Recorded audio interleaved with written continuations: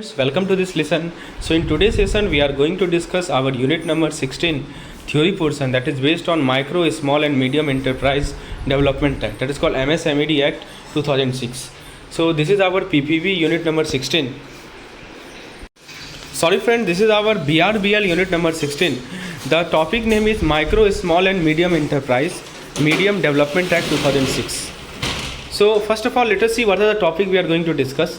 So we will see some important definitions, we will see the summary of regulation, then we will see National Board for Micro, Small and Medium Enterprise, we will see the Memorandum of Micro, Small and Medium Enterprise, we will see यदि मान लीजिए कि micro small enterprise को delayed payment होता है, यदि कोई facilitation counter का क्या रेफरेंस है, और डिस्क्लोजर या पेनल्टी क्या होता है यदि कोई प्रोविज़न को कॉन्ट्रावीन किया गया है तो उस केस में क्या डिस्क्लोजर होता है।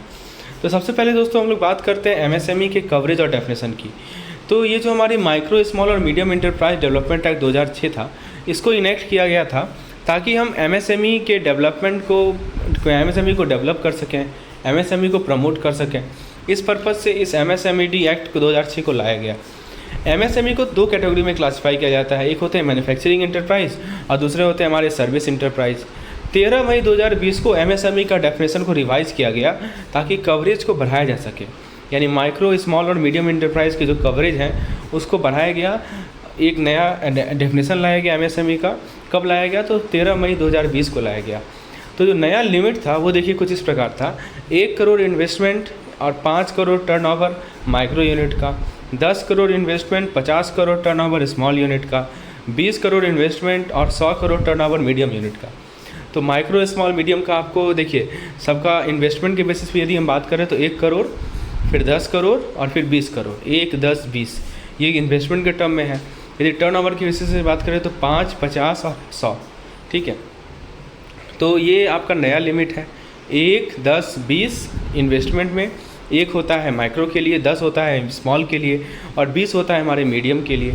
और दोस्तों यदि हम टर्नओवर की बात करें तो 5, 50 और 100 है।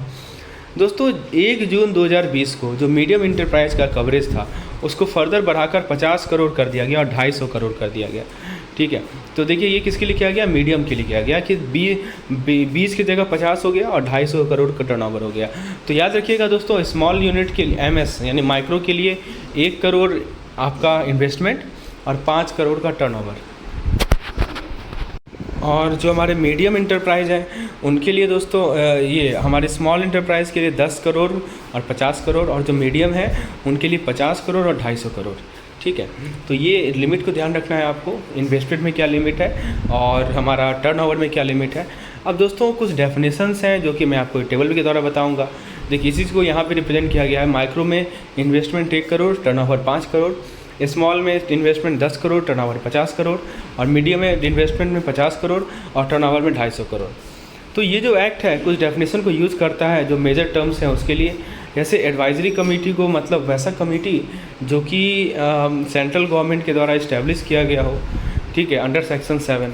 अपॉइंटेड डे मतलब क्या हुआ कि जो आपका जिस दिन आपने गुड्स को एक्सेप्ट किया उस दिन के 15 दिन तक, ठीक है, तो हमें कहते हैं अपॉइंटेड डेट। या मान लीजिए कि आपने गुड्स एक्सेप्ट किया हो या सर्विस एक्सेप्ट किया हो, कोई भी बायर मान लीजिए किसी गुड्स या सर्विसेज को एक्सेप्ट की हो किसी सप्लायर से, उसके 15 दिन तक का एक्सपायरी डेट होता है, मतलब उसके 15 दिन तक के डेट को माना गया है appointed date. Date of acceptance मतलब क्या होता है? जिस दिन एक्चुअल डिलीवरी हुआ गुड्स एंड सर्विस। दोस्तों ये डेफिनेशन को समझना बहुत ज़रूरी है क्योंकि आप आगे चैप्टर तभी समझ पाएंगे जब आप इस डेफिनेशन को समझेंगे। गो थ्रू होना बहुत ज़रूरी है।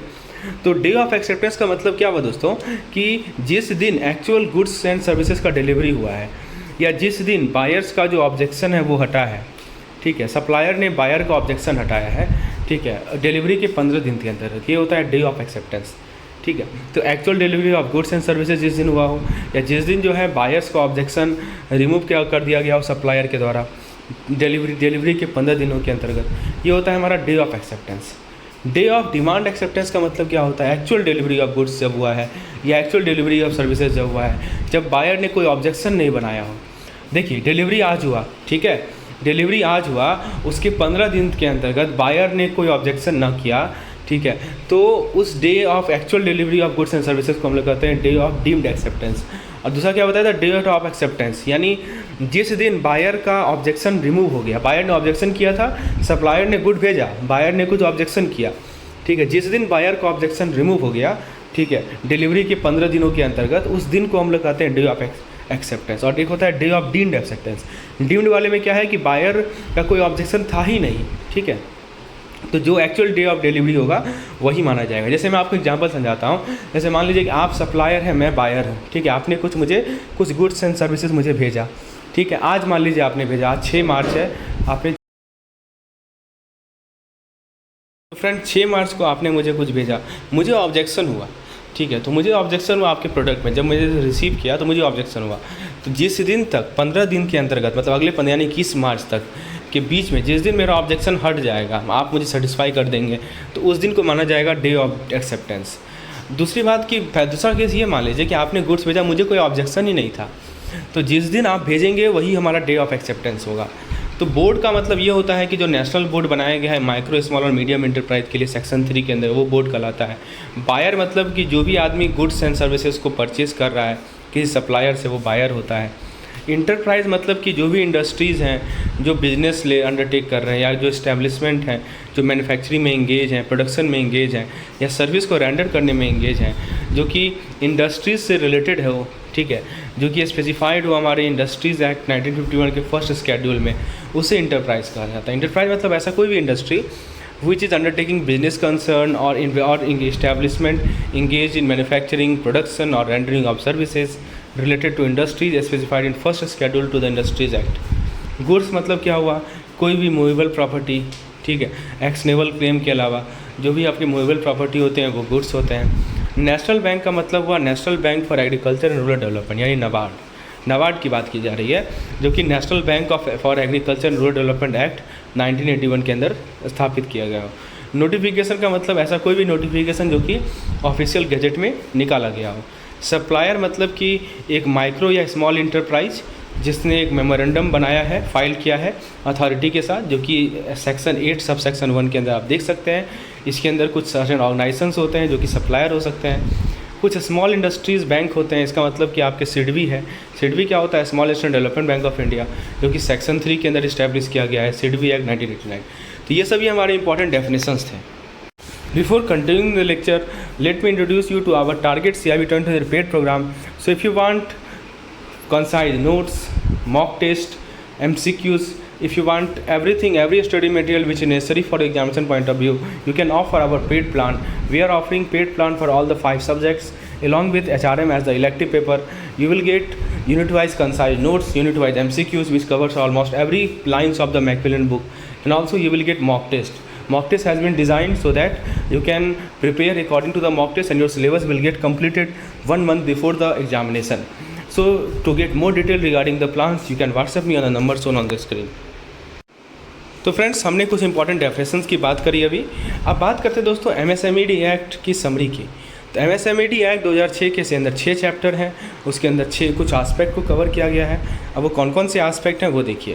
पहला है हमारा चैप्टर नंबर 1, इसमें कहा गया है introduction and definition of terms use in act, यानी अभी मैंने आपको कुछ डेफिनेशन बताया ना कि जैसे सप्लायर कौन होता है, बायर कौन होता है, डे ऑफ एक्सेप्टेंस क्या होता है, डे ऑफ डीम्ड एक्सेप्टेंस क्या होता है।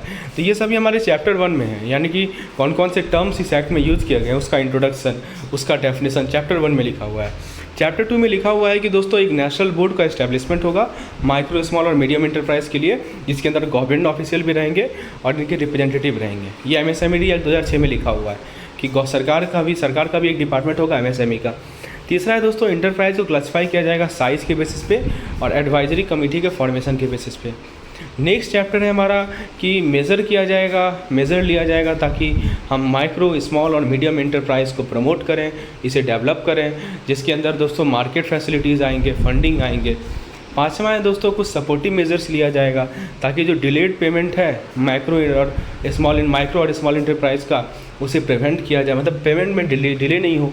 और छठा चैप्टर है हमारा मिसलेनियस प्रोविजन, इसके अंदर appointment of officer, penalty, jurisdiction of court सभी आता है। तो 6 चैप्टर में डिवाइडेड है हमारा MSME एक्ट। याद रखिएगा चैप्टर 1 में क्या क्या है ये सभी ध्यान रखना है। चैप्टर 1 में जो भी टर्म्स है उसका डेफिनेशन है। चैप्टर 2 में national board for micro small and medium enterprise का एस्टेब्लिशमेंट है। चैप्टर 3 में इंटरप्राइज का क्लासिफिकेशन है साइज़ के बेसिस पे। चैप्टर 4 में दोस्तों मेजर्स लिया गया है कि हम माइक्रो स्मॉल और मीडियम एंटरप्राइज को प्रमोट करें। चैप्टर 5 में दोस्तों कुछ सपोर्टिव मेजर्स लिया गया है ताकि डिलेड पेमेंट को प्रिवेंट कर सके। चैप्टर 6 में कुछ मिसलेनियस प्रोविजंस हैं। अब जरा बात करते हैं दोस्तों national board for micro small and medium enterprise, that is NBMSME। NB बस आगे लग गया है, MSME तो वही है, ठीक है। NB मतलब क्या हुआ, नेशनल बोर्ड। ये एक एडवाइजरी कमेटी है। दोस्तों ध्यान दीजिए, NBMSME के पास 47 मेंबर हैं, जिसमें से 18 मेंबर एक्स ऑफिसियो मेंबर हैं। ये जो एक्स ऑफिसियो मेंबर हैं वो बोर्ड में तब तक रहते हैं जब तक उस ऑफिस को होल्ड कर रहे हैं, that make them the member, ठीक है। जब तक वो उस ऑफिस को होल्ड कर रहे हैं जिसके कारण वो मेंबर बने हैं। दोस्तों ये जो बोर्ड है इसके अंदर सारा सेक्शन, सारा सेगमेंट जो कि MSME से रिलेटेड है, जिसके अंदर association, women enterprise, central ministries, state, trade union सभी आते हैं। तो इस बोर्ड के अंदर मैं किस बोर्ड की बात कर रहा हूँ, NBMSME बोर्ड की बात कर रहा हूँ। इस बोर्ड के अंदर सारे सेक्शन, सारे सेगमेंट MSME से रिलेटेड हुए, जो कि association, women enterprise, central ministry, state, trade union, everything is included. कोई भी एक्ट या कोई भी बोर्ड का प्रोसीडिंग वो वैलिड नहीं होता है, वो इनवैलिड नहीं होता है, वैलिड होता है even if there is vacancy. ध्यान दीजिएगा दोस्तों, इस बोर्ड के बारे में बता रहे हैं। इसके अंदर सारा सेक्शन है MSME से रिलेटेड, एसोसिएशन से रिलेटेड, वुमेन इंटरप्राइज से रिलेटेड। कोई भी एक्ट, कोई भी प्रोसीडिंग इस बोर्ड का वो इनवैलिड नहीं होता है even if there is vacancy, defect in the constitution और अपॉइंटमेंट ऑफ अ मेंबर और irregularity in the procedure, as long as it does not affect the merit of the case. जब तक case के merit को affect नहीं करें, मान लीजिए कि कुछ वैकेंसीज़ है, कुछ कॉन्स्टिट्यूशन में कुछ डिफेक्ट है, किसी अपॉइंटमेंट, किसी मेंबर के अपॉइंटमेंट में कुछ डिफेक्ट है, तब तक यदि ऐसा कुछ है तो इस बोर्ड के एक्ट या प्रोसीडिंग को इनवैलिड नहीं माना जाएगा। बोर्ड कम से कम हर 3 महीना में एक बार मीट करेगा और किसी भी पर्सन के साथ एसोसिएट हो सकता है, किसी भी पर्सन का हेल्प ले सकता है, असिस्टेंट के रूप में एडवाइस ले सकता है। इस बोर्ड का फंक्शन क्या है कि जैसे ये बहुत सारा फैक्टर्स को एग्जामिन करता है जो कि हमारे MSME के डेवलपमेंट को अफेक्ट करते हैं। देखिए बहुत सारे फैक्टर्स होते हैं MSME के जो डेवलपमेंट को जो अफेक्ट करते हैं, उन सभी को ये बोर्ड डिस्कस करेगा, रिव्यू करेगा पॉलिसीज़ को, कुछ रिकमेंडेशन बनाएगा, सेंट्रल गवर्नमेंट को एडवाइस करेगा कि कैसे फ़ंड को यूज़ किया जाए, जो भी सेक्शन 12 के अंदर फंड है उसको कैसे यूज़ किया जाए। दोस्तों ये जो हमारा MSME का सेक्शन 4 है, इसमें कुछ सर्कमस्टांस बताए गए हैं जिसमें इसके मेंबर को बोर्ड से रिमूव किया जा सकता है। तो ये था हमारा पार्ट 1 इस लेक्चर का। पार्ट 2 इस लेक्चर का पेड मेंबर के लिए अवेलेबल होगा। यदि आप भी इस तरह के लेक्चर्स चाहते हैं जिसमें एक एक पॉइंट को समझाया गया हो कंसाइज वे में, बुक में इसी चैप्टर को आप देखेंगे तो 15 से 16 पेजेस में कवर्ड है और मैंने उसे शॉर्ट करके आपके सामने प्रस्तुत कर रहा हूँ। So if you want such type of content, kindly WhatsApp me on the number shown on the screen. Thank you for listening to this lecture. Kindly join our Telegram channel for daily quizzes which I conduct. धन्यवाद।